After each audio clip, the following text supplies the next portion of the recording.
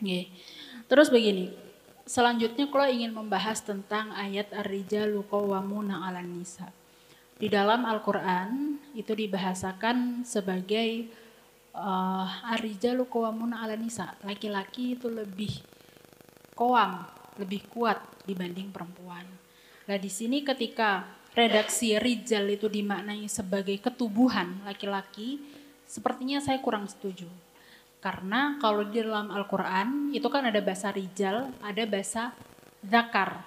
Nah, yang menunjukkan konstruksi biologis ketubuhan itu adalah bahasa zakar. Lidzakari mithlu hadzil unthayain. Tetapi kalau misalnya rijal itu menunjukkan sifat.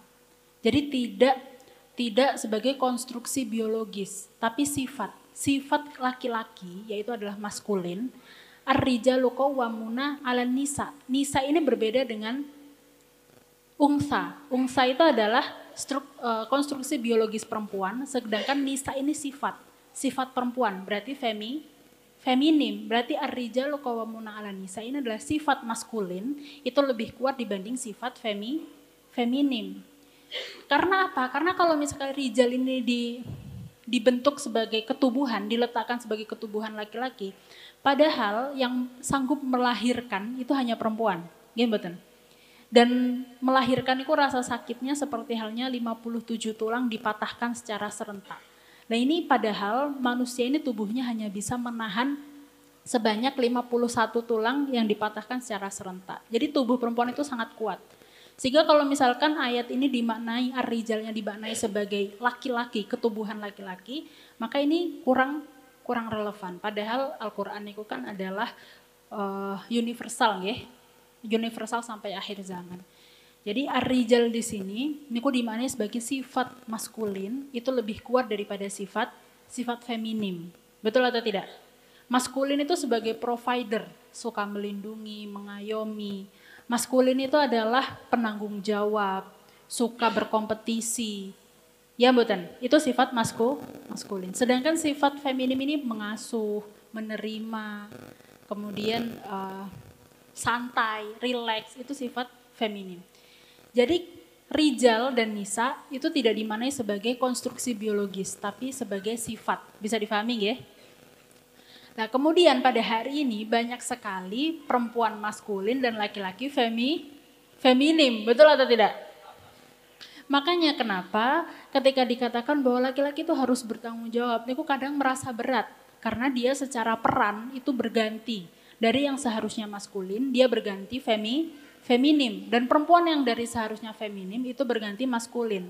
Meskipun di antara laki-laki dan perempuan ini ada dua-duanya. Laki-laki punya sisi feminim, juga punya sisi maskulin. Perempuan juga punya sisi feminim, juga punya sisi maskulin. Tapi tergantung mana yang dominan. Lah, mana yang dominan ini tergantung seberapa sadar dia terhadap perannya. Peran sebagai seorang kepala keluarga ini sadar apa? Makanya tadi dikatakan oleh Mas Rifkil bahwa laki-laki ini untuk melindungi, jangan lupa memberi nafkah dan bertanggung jawab. Karena ketika dia menyadari peran itu, dia akan mengoptimalkan sisi maskulinnya dengan maksimal.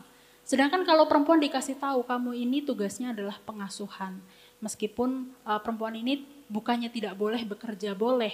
Tetapi kita akan punya anak dan seorang anak ini pasti yang pertama kali mengasuh adalah ibunya.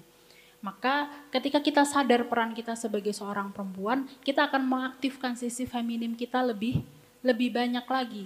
Relax, sabar. Jadi ibu kan harus sabar nggih? Harus mau menerima anaknya, berusaha menerima segala sesuatu yang memang suami berikan sebatas kemampuannya lah. Ini maka akan aktif ketika kita sama-sama sadar peran.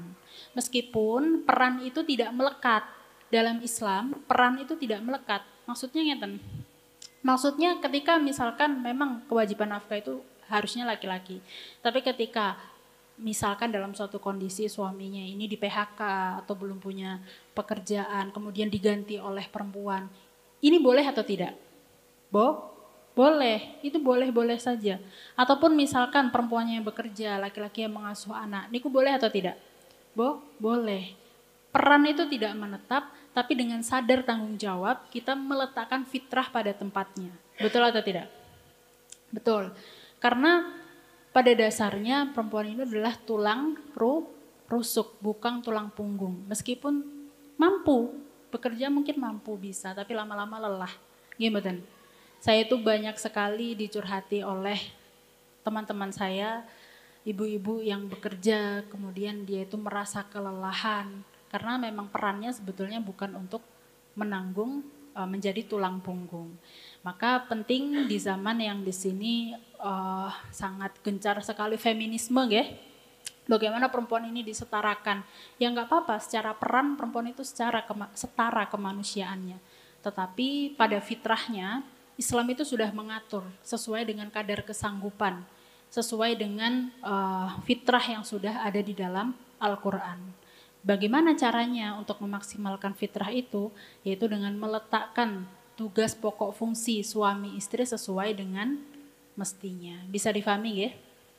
Ya. Mungkin itu yang bisa saya sampaikan, kurang lebihnya mohon maaf. Wassalamualaikum warahmatullahi wabarakatuh.